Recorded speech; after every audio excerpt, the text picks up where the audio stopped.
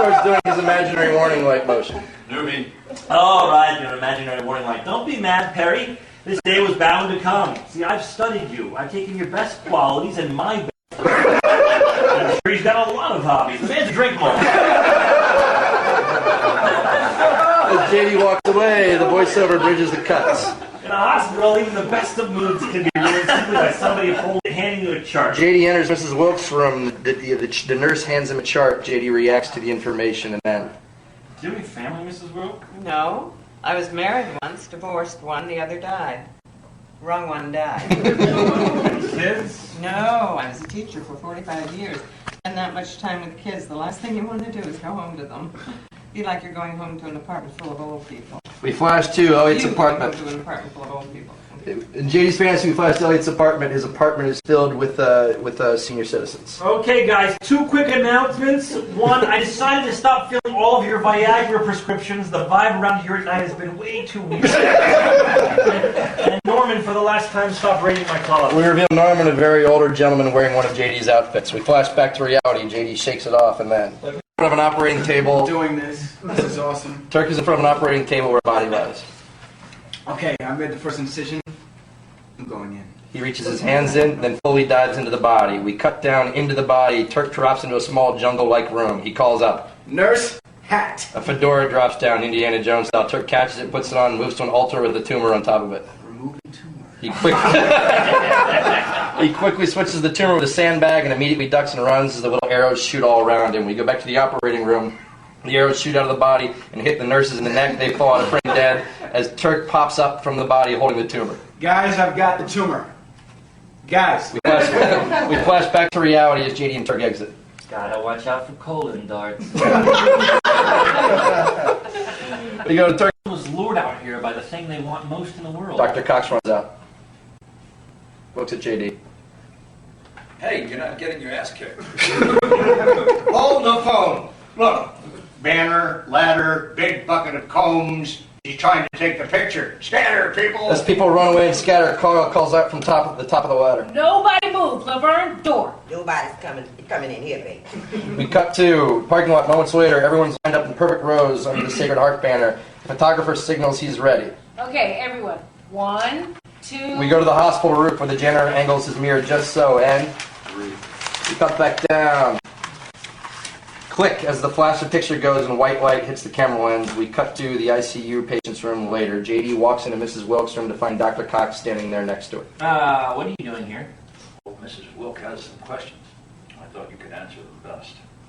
Why did the sweaty attorney ask me if I was I'm doing everything I can to make you as comfortable as possible. comfortable as possible? For what? I'm going to sit for this. Well, you know, for the place you're going. The big puffy clouds, bright lights, all of your friends. Seattle? No, the dying peacefully thing. What are you talking about? Now I must stand. This morning he told me you had a great life. Well, exactly. And I'd like it to continue. This is just a misunderstanding. He's tried to kill before. I haven't. The voiceover bridges the cut. In a hospital, the words "I'm sorry" it can mean you're not sorry at all. Sorry, your picture. He breathes in the mirror, polishes on his shirt, puts it in his pocket, keeps walking. We cut to back to Mrs. Wilkes' room. Dr. Cox and Mrs. Wilk are there. JD's in the doorway. And sometimes "I'm sorry" can mean your services are no longer needed. I'm sorry, Dr. Dorian. Don't worry, Mrs. Wilk. I'm on the job now. He ushers JD out. Give me the old death sentence, huh? This is just a rookie mistake. Thanks for playing. He closes the door on JD's face, and it's the end of Act 1.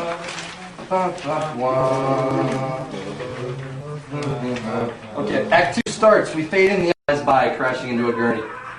Who the hell put tiny wheels on my shoe? That's his fault for taking a nap. Why would you ruin this for me? I mean, I didn't even ask you to be there. Yeah, I know. Imagine that. 18 years here, and apparently our rate is part of the family. Oh my God, did you want to be in the picture? No. I gotta go. He walks off as Carla reacts. Behind her, Dr. Kelso calmly glides by, reading it sharp. I actually loved it.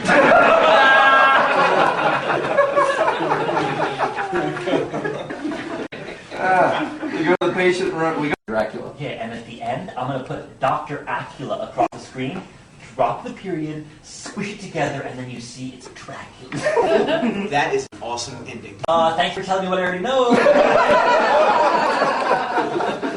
Gadget, sir? If that's what you call trolling for mall ass.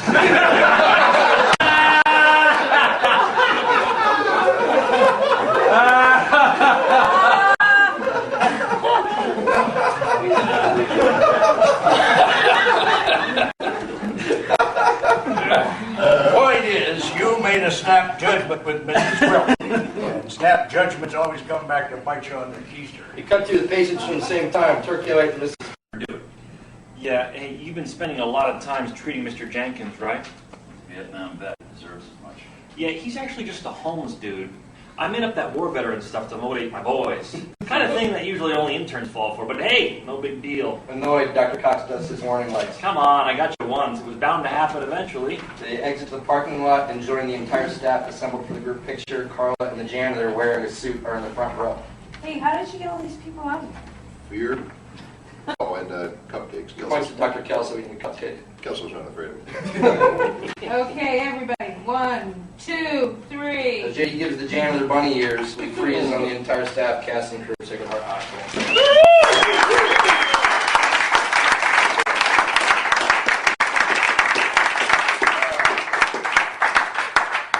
That is a funny script.